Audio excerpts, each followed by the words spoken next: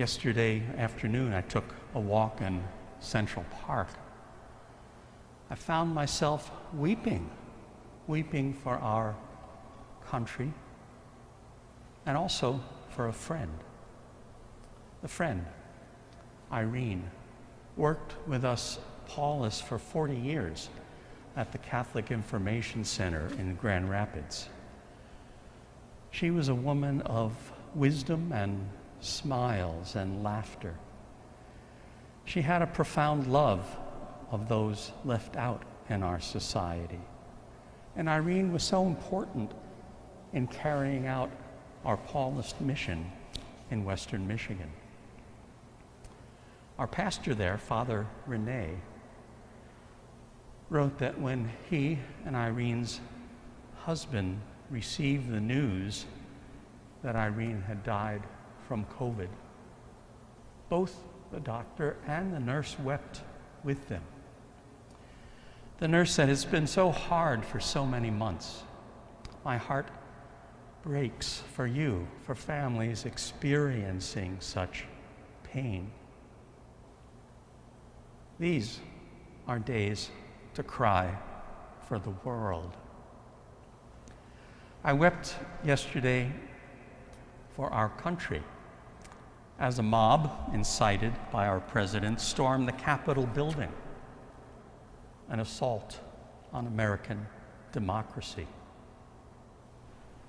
I wept for a country where so many elected officials ignore facts and numbers, refuse to accept the outcome of an election, endangering the rule of law. I wept for a country where so many people refuse to accept truth and facts, a country where so many people choose to believe lies. While there are people who try to do anything to hold on to worldly power, there are many, like Irene's caregivers, who hold on to the true power that is love, selfless giving. Where's the good news today? In the gospel, Jesus visits his hometown synagogue.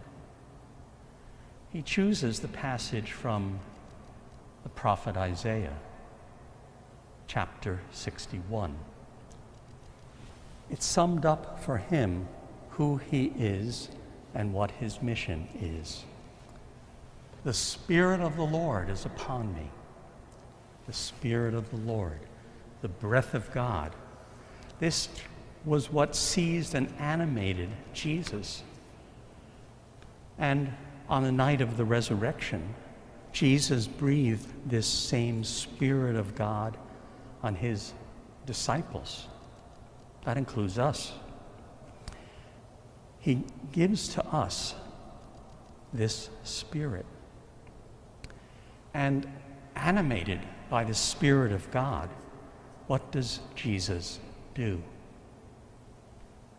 He has anointed me to bring glad tidings to the poor.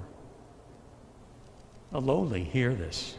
Those who are oppressed, the poor, the unjustly treated, the marginalized and forgotten.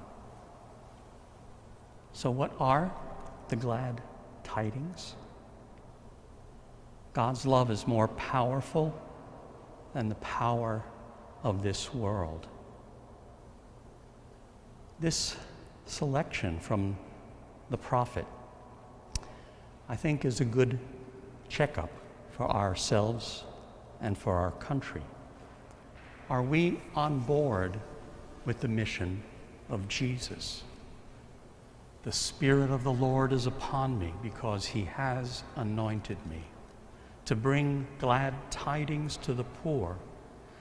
He has sent me to proclaim liberty to captives and recovery of sight to the blind, to let the oppressed go free, and to proclaim a year acceptable to the Lord.